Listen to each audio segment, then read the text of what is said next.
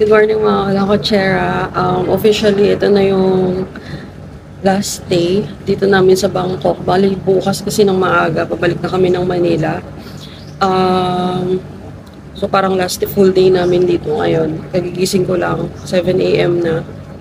So ito yung balcony dun sa hotel namin. Yan, may ano tawag dito? Parang may ilog.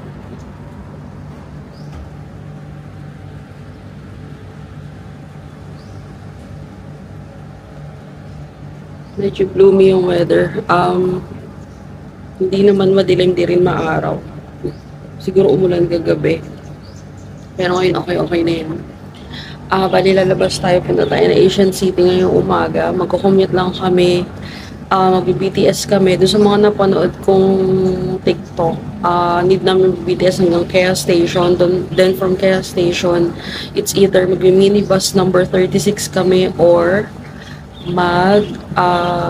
taxi or Grab. Bali sa minibus station, minibus number 36, meron ka pang lalakarin konti. Parang from gate ata ng Asian City papasok. And then from, if magta-taxi ka or Grab, pwede naman daw papasukin sa loob. Check natin. And tingnan din natin kung need pa namin mag-rent ng golf cart or pwede naman lakarin lang. Anyway, hindi naman namin plano na libutin lahat, no? Kasi mukhang hindi din kaya. Dahil super laki naman. Tingnan lang natin kung hanggang saan tayo makakarating. Yan. Kasi 350 din ata yung golf cart eh. Sayang naman kung magre-rent pa kami ng golf cart. Kasi yung ibang punta namin, nalakad naman namin kahit pa paano. Hindi lang nga namin binuo, diba? Parang may certain parts lang na pinupuntahan namin talaga. Yung mga magaganda lang sa photo. So, ayun. Ito yung balcony. Tahimik naman yung neighborhood, no? Masarap yung tulog namin. Yeah. Parang maraming, dito, apartment type.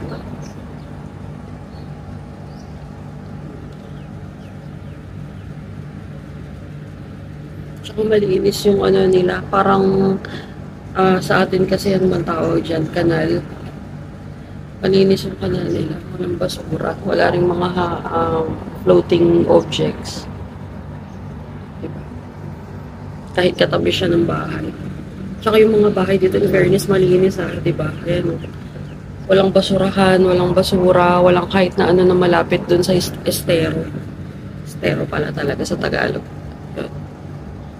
So, magkape muna kami. Magkapahupa lang ako ng antok. Malakas sa menstruation ko. Second day ko ngayon eh. Yun. Napakuha muna ako. Walang kakape muna ako. Tsaka, kasi talagang plano namin maaga umalis eh. Para hindi rin gaanong maaraw kung tanghali. And if ever umulan man, at least diba? Kasi usually hapon umuulan dito. At least nakabalik na kami by that time. So, ayun.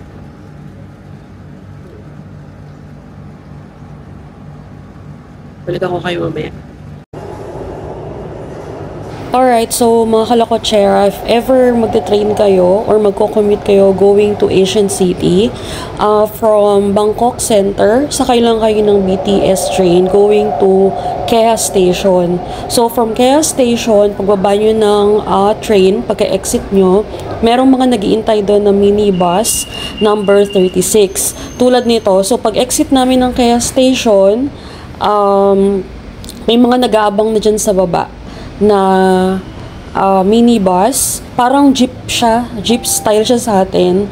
Nakalagay dun sa mga bubong nila na number 36. So, hindi naman kayo maliligaw, no? Or hindi kayo mako-confuse kung anong klaseng or kung saan papunta yung jeep na yun or yung minibus na yun. So, may number 36 dyan. Ayan, kitang-kita sila lahat dyan. And if ever ayaw nyo naman mag-minibus, meron din mga taxi na nag-aabang. So, magpahatid lang kayo going to Asian City. Si minibus, pag sumakay kayo dyan, 10 baht lang. So, mas mura siya, no? Yun nga lang, dun kayo ibababa sa mismong gate lang ni Asian City. Mag-walk lang kayo from gate going to the ticketing office or ticket office nila sa loob, mga around 100 to 200 meters lang naman. So, mabilis lang naman siya. So, minibus number 36 kami. Mabilis lang yung biyahe, around 10 to 15 minutes lang eh. So, yan nga. Wala masyadong sumasakay that time kasi weekday din kaming pumunta. Hindi naman ganong crowded.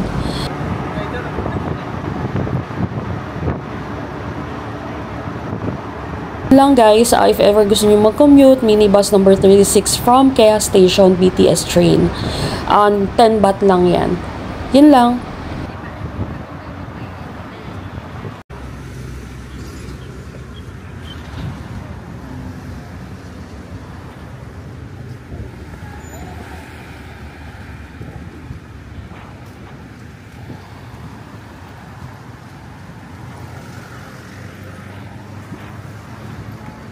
Simula sa gate ng Asian City hanggang dito, ayun na yung ticket, yung ticket office. Since meron tayong Klook, papakita na lang natin yung voucher ni Klook.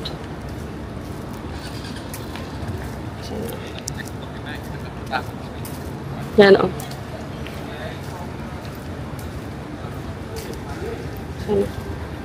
Ang date nga, September 3.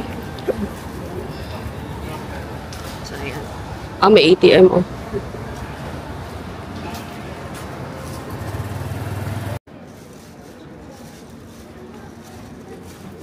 Alright mga kalakotsera, so ito yung price list ng golf cart. Yung nirent namin is yung 2-seaters lang. 350 baht for the first hour. Succeeding hours is 100 baht per hour. Kailangan ng bayaran onset yung 350 baht.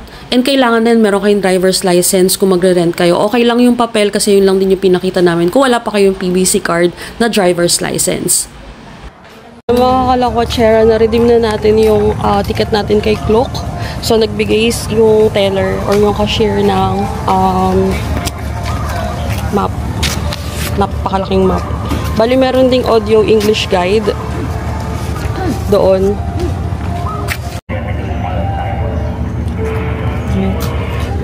Okay. Alright, so, ito na nga, no. Nag-decide na kami mag-rent ng golf cart. Kung walang pera daw. 350 yung per hour. Succeeding hours is 100 baht. So, decided kami na 1 hour muna.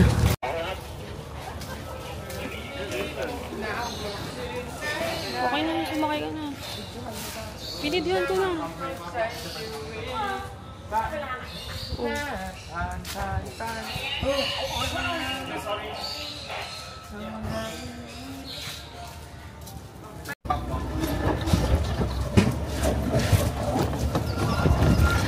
Okay, buti na lang nag-golf cart na kami kasi naambon na, no. Dito na lang din ako magpapalit na outfit ko. So, may 1 hour kami para maglibot. Nag-isip na kasi namin mag-tram, kaso walang sumasakay sa tram. I-need shop, mukhang pupunuin yung tram. Hindi naman siguro sila aalis ng ganun lang. Okay, so, tingnan natin kung worth it to, no. Kasi 350 yung golf cart, eh. At feeling ko talagang hindi namin kakayaning lakarin to for sure.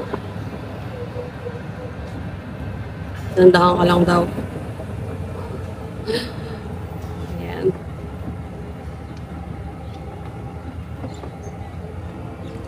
Doon tayo sa mga malalaking temples. Para sure. Alright, so mga kalakotsera, ito na. Naka-golf cart ka tayo. Sa loob na tayo ng Asian City. Nakapagpalit na rin ako ng pang-aura ko. Kaso naman, umuulan, no? So, bahala na si Lord. Talagang bahala si Batman. Papaulan na talaga tayo. Uunahin natin yung malayo. Kasi lahat sila nandito sa harapan. And also, tong golf cart, 1 hour lang talaga namin balak i-rent. So, unahin natin yung malayo. Kasi yung hindi natin mararating by foot. Itong malalapit, okay na yung lakarin later. So, ito. Lakad, no? Yun nga lang kasi umuulan na talaga. Baka abutin tayo dun sa dulo habang umuulan, eh, mahirap na. Diba? So, tingnan muna natin yung mapa, no? Daldal ako ng daldal dito, baka kung saan kami nakarating. May mga part kasi na for renovation. So, hindi na natin bababain yun. Ayan, didiretso tayo dun. Talagang pinunta namin dito ay photo op.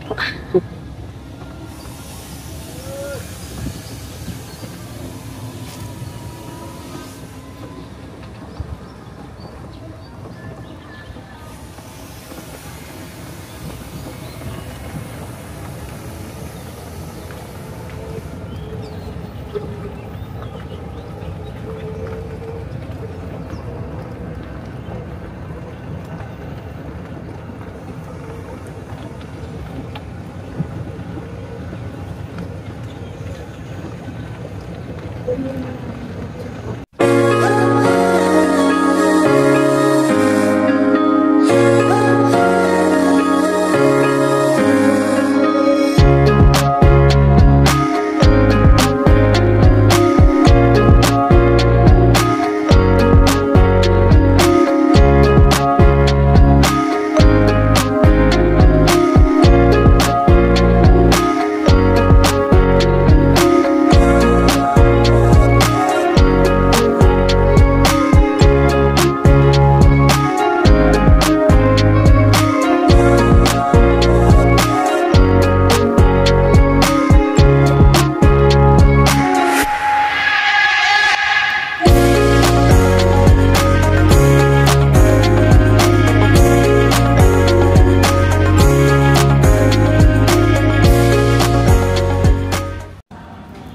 mga kalakotsera, dito pumunta muna tayo sa restaurant. Katapat lang nitong pinuntahan namin kanina. Ayan. May restaurant dito. Ayan, nagsiserve sila. So, pahinga muna kami kasi lunch na eh. Aga natin umalis sa hotel, di ba? So, pahinga muna tayo dito ngayon ng kaunti. Papatila lang din, then uwi na rin kami para makapagpahinga rin. Tapos baka mag-night market na lang kami mamayang gabi kang kami mag-dip. Ayan. Bali, dun kami nag-entrance. Diyan din kami umexit. Tapos pumasok kami dun sa loob. Paglabas nyo, may restaurant dito. Mura lang naman, 100 baht. Tapos yung mga juice nila, yung mga drinks, 50 baht lang.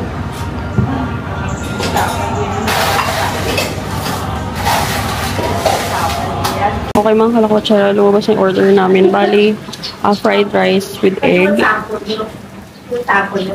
Fried rice with chicken.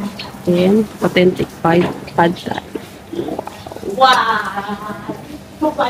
Plus Ovaltine na may ice. Masarap sila mag-Ovaltine. Plus patis na may salad. Masarap. Ciao! Hello guys, kain muna tayo. Lakas ang ulan. Lakas ang hangin. Pili ko nandito na yung bagyo. Nagaling sa Pilipinas.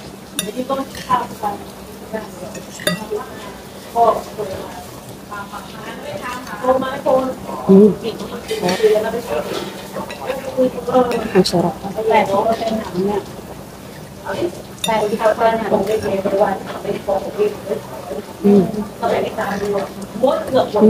Sarap.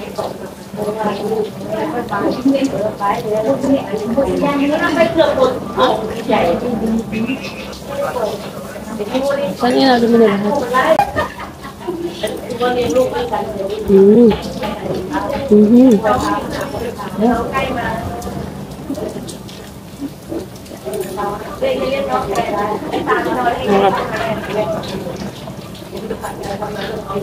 Pansin ko din sa mga authentic na pad thai dito sa Thailand. Yung noodles nila hindi malabsa. Tsaka fresh yung mga gulay.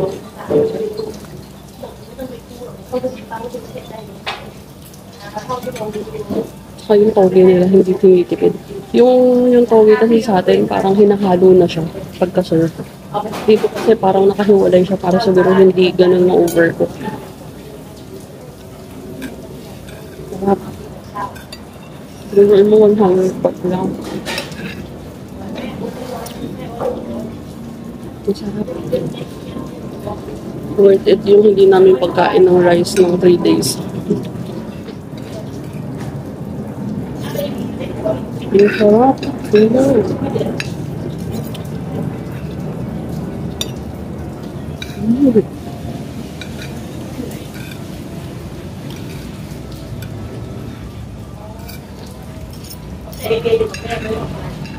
Sarap. Maganda dito kasi niluluto nila. Parang may to-order. Kaya mainit-init pa siya. Ito talagang bagong luto.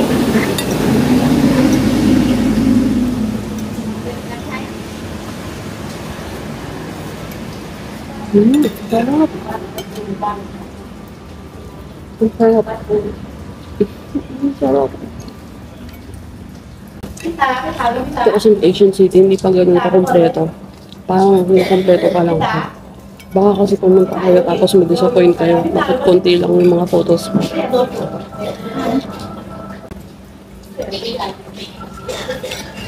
Parang ginawa nila dito. Pinagsama-sama nila lahat ng tourist spot dito sa Thailand. Sa isang lugar. O yung, hindi mo siguro lahat, pero yung mga ancient talaga na spot. Pinagsama-sama nila dito. Pero huwag lang kayo umasa na ganun din kalaki. Parang replica lang siya. Maganda din naman. Kung gusto nyo matutunan or malaman yung history ng Thailand.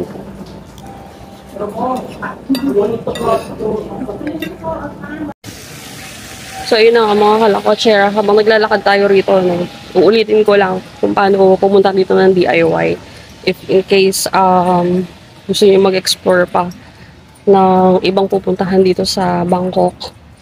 Bali, kung nasang hotel kayo or nasang lugar kayo, hanapin nyo lang yung papunta sa light green line, which is yung Sukhumvit line. Kung sang station man kayo, dapat papunta kayo ng Samrong. Ay, hindi. Ng Keha. Diretso na yun. So, light green line, Sukhumvit station. Ang baba nyo na is Keha station, which is last station. Pagbaba nyo ng Keha station, maraming minibus number 36 na nag-aantay doon, nag-aabang. Nagpupuno sila para silang jeep. So, sakay lang kayo doon, 10 baht lang per pax, per person. Tapos, ibababa na kayo doon sa entrance ni Asian City. Yung entrance ni Asian City, medyo malayo pa sa ticketing office, mga 200 meters. Merong mga taxi na free service hanggang sa ticketing. Kung may dala kayong bata and senior, pwede kayo sumakay. Pero kung mag-grab kayo from Keha Station, BTS, kung mag-grab kayo, magta-taxi kayo, pwede kayo magpapasok na mismo sa loob ng ticketing office. So, yun. Madali lang actually. Kesa yung mag-grab kayo, medyo malayo kasi siya. Nung chinek ko nga, parang 300 baht eh.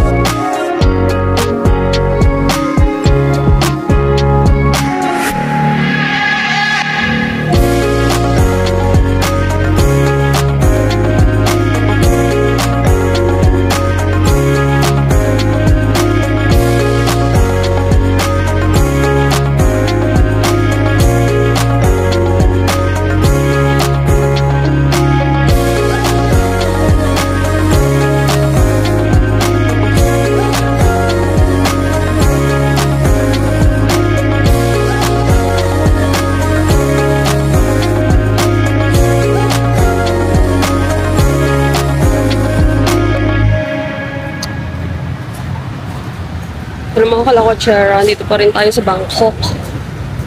Thailand. Sawadika. Kuya.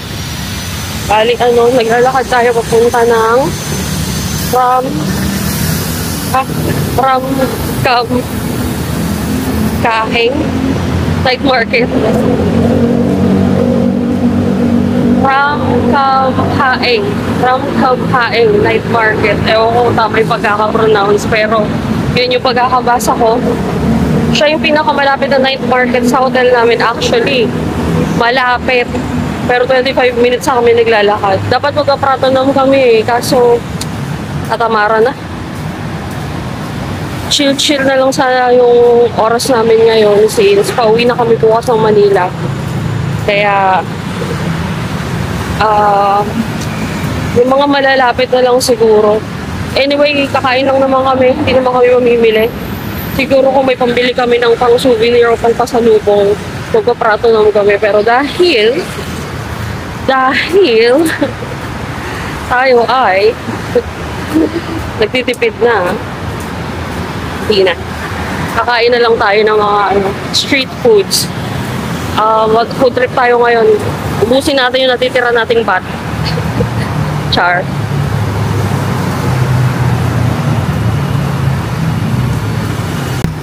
So, ayan nga. 25 minutes na tayo naglalakad, no? Well, thankfully kasi diretso lang siya. Di namin need magpalipat-lipat or magtawid-tawid. From Live Hotel, from Haeng, right side lang, tapos diretso. Yun nga lang, 25 minutes sa kami naglalakad. Titipid eh. Kasi pag magpo-bolt, sorry, maingay. Kung magpo-bolt or, wala. Okay, so kung magpo-bolt or mag-grab, nasa 150 baht din, sayang. Pangkain na lang, di ba? So, walk tayo ulit, kahit mainit. Well, ngayon hindi ganun kainit kasi umulan eh. Simula kahapon ata. Tapos tumigil kanina tanghali. So, medyo malamig na onte compared sa mga nakarang araw.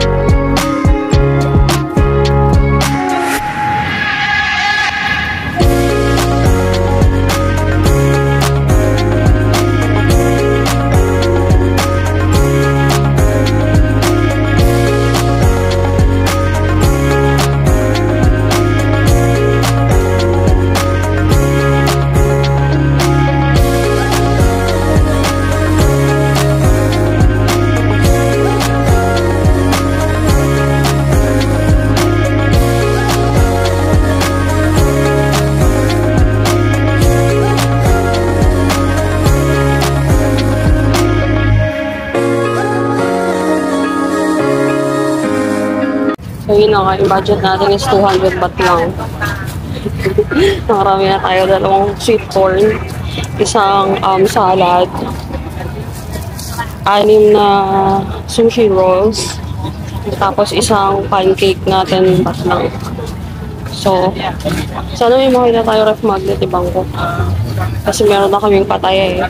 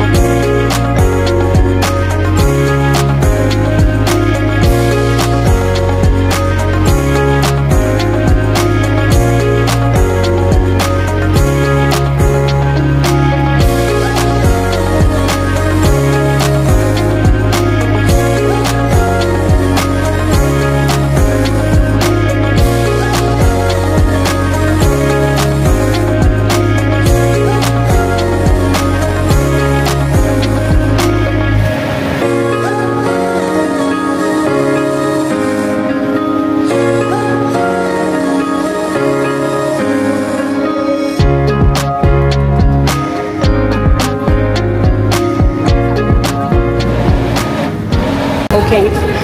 Upo na kami. Tagal nun ah. Tagal na presentation, mga 10 minutes. So kami, may puputang muna. Tapos tsaka kami maghanap ng mango sticker rice. Kasi mukhang sa airport na kami makakakain nun. Di kami kumakakain dito. Yung 200 baht natin. Pero feeling ko more than to. Kasi may mga barya pang ano eh, na isama. Yan. I-food review natin. Mag-feeling food vlogger na naman tayo for today's video. Okay sa ganito kasi mura silang magtinda ng ano pag ganito eh.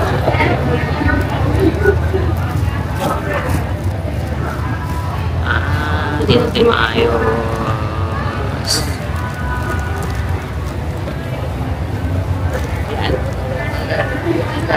So, unahin natin ito kasi kanina pa siya. Pancake na may baka.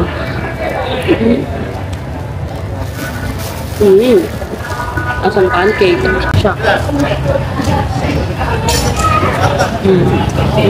Asang pancake. Asang pancake na nilalako. May margarine. Kung nilalako sa kanin na may chocolate sa ibabaw.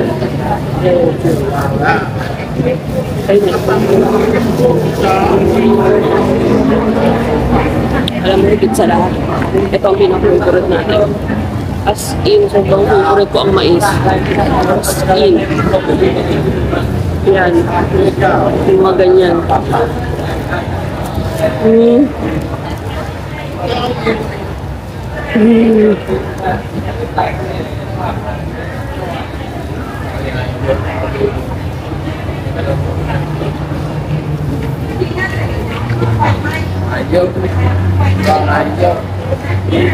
Minsan kahit di na tayo kumain ng kanin, ito na lang. Ang sarap ng ano.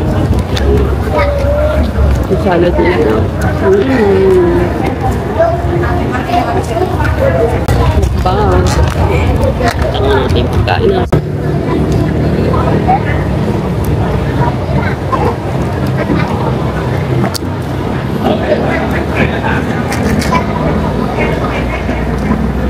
Dahil yung salad nila may melon.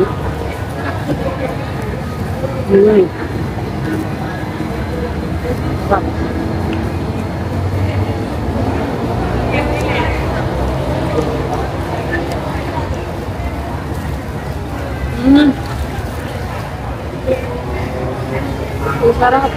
Ang sarap.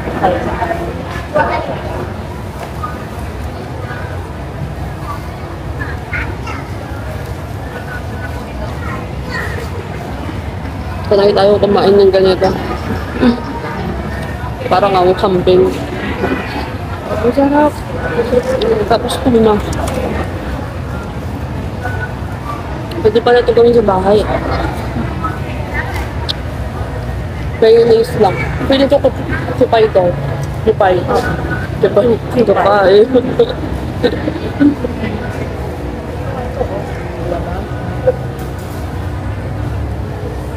Sarap. Tapos,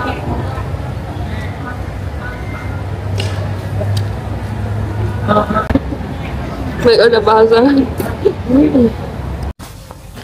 Hello mga kalakotsera, hindi na ako nakabalik sa inyo kanina doon sa night market. Bali, kumain na lang kami, nubos na lang namin. Pero may naiuwi pa rin kami. Medyo marami kasi yung nabili namin. No? Tapos dumaan lang kami ng 7-Eleven para bumili ng pang breakfast bukas para hindi na kami lalabas. Diretso airport na kami. So, nag-bolt na lang kami from yung 7-Eleven malapit lang dun sa night market. So, nag-bolt na lang kami from 7-Eleven papunta rito, which is 71 baht. Madilim na kasi, hindi na makapaglakad. Wala masyadong street light sa labas. Medyo hindi maganda yung review ko dito sa hotel, no? Though yung room itself is okay. Malawak siya, komportable naman, masarap yung tulog namin. Wala nga lang hot water or warm water. Pero secured naman yung hotel, no? And malinis, safe. Yun nga lang kasi medyo malayo talaga siya sa Sukhumvit, which is yun talaga yung main, diba? Yung maraming bilihan, kainan, malapit din sa mga malls.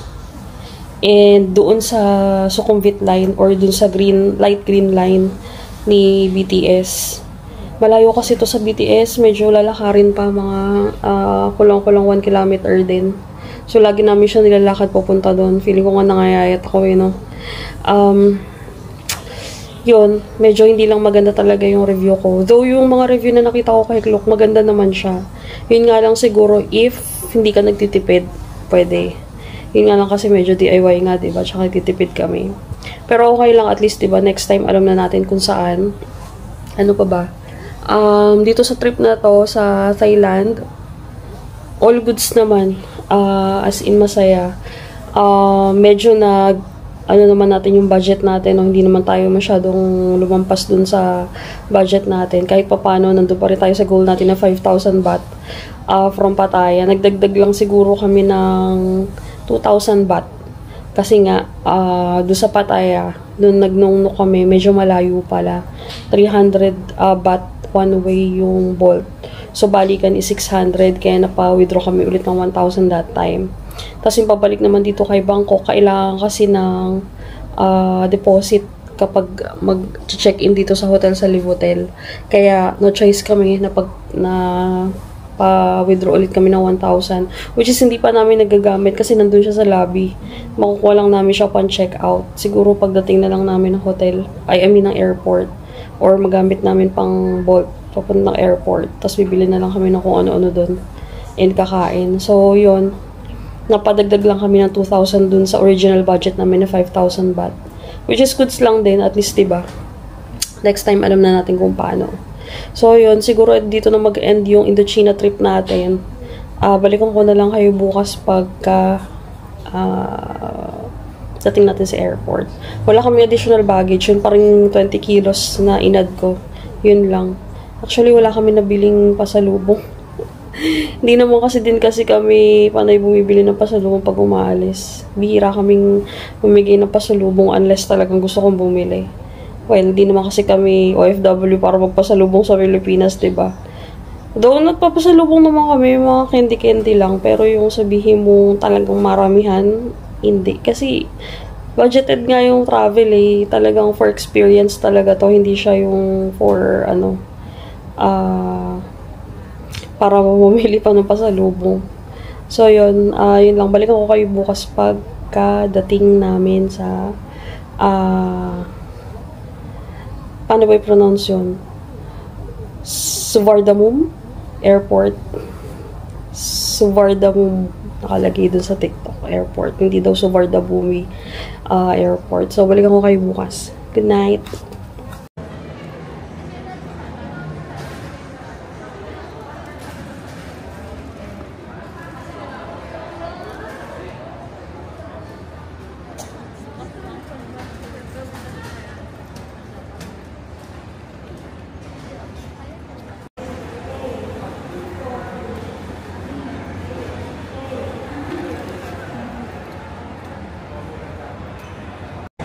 Hello mga kalakotsera, ito na, pa-boarding na tayo pa Manila. 11:15 yung flight, 10:30 yung boarding. Hindi sila nagpapababa dito sa boarding gate ng agad-agad. Siguro mga 30 minutes before, saka sila nagpapababa.